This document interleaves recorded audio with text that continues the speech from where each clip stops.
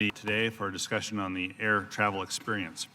According to the U.S. Bureau of Transportation Statistics, in 2018, U.S. Airlines carried 925.5 million passengers to destinations in the U.S. and abroad, the highest total since 2003.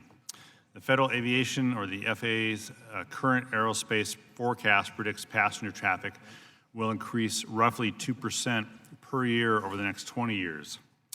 In the Puget Sound, where I'm from, the number of passenger enplanements is expected to grow from 24 million in 2018 up to 55.6 million by 2050.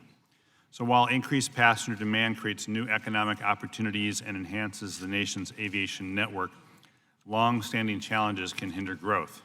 And over the last few years, U.S. airlines have invested in their products, including IT solutions, such as smartphone apps, to de-stress the travel experience. Today's hearing is an opportunity for this subcommittee to examine the U.S. airline passenger experience, hear from stakeholders on ways to improve this experience, and consider how Congress and the airline industry can foster innovation to benefit the flying public. Today's witnesses represent a broad range of stakeholders with unique insights on the passenger experience, from the Government Accountability Office, or GAO, to airlines and industry to consumer advocates. While the subcommittee will discuss numerous aspects of the everyday travel experience on U.S. airlines, there are a few at the top of my mind today. First is accessibility issues. According to the last U.S. Census estimates, 57 million Americans have a disability, and more than half of those have mobility issues.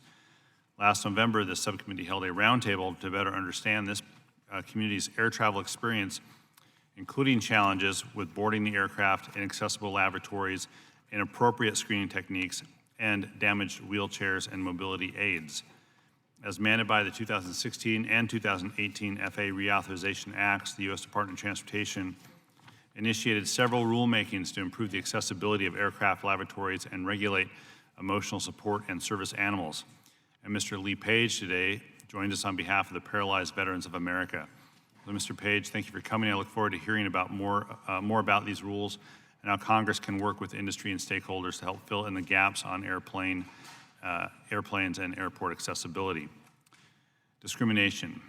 Throughout this country's history, discrimination has been a pervasive and persistent issue. Far too often, viral videos, reports, or personal anecdotes uncover unlawful practices across the transportation sector on the basis of race, color, national origin, gender, religion, and disability. According to the GAO, passenger discrimination complaints submitted to DOT went up from an average of 80 per year over the past decade to 96 complaints in 2019. Most of these complaints were related to racial discrimination. Sadly, the startling statistic does not reflect the numerous other cases DOT's reporting system has not captured.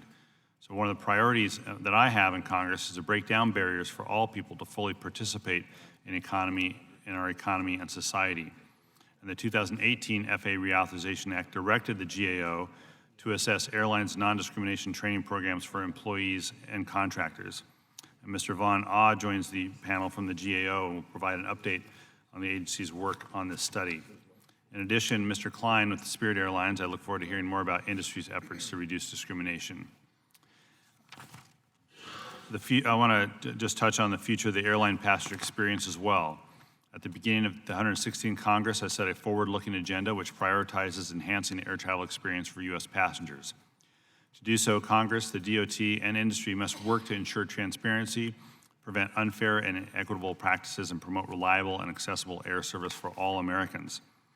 The last FAA Reauthorization Act included numerous provisions to enhance the experience of airline passengers, including establishing minimum seat pitch dimensions in commercial aircraft, establishing a DOT aviation consumer advocate to help resolve air travel complaints, and requiring carriers to improve the transparency with the accommodations that they provide passengers caught up in widespread flight disruptions, among other things.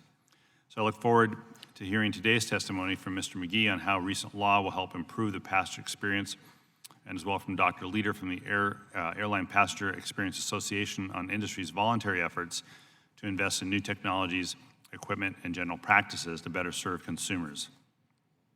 I'm pleased to convene this first hearing today on consumer protections in nearly 3 years to explore the important issues facing air travelers today.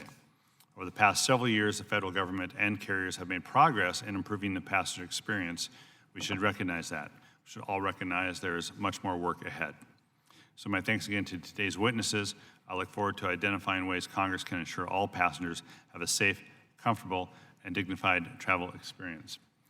With that, I understand the sitting-in ranking member of the subcommittee does not have a statement, and I'll now turn to the chair of the full committee, Representative DeFazio of Oregon. I thank the chair. Thank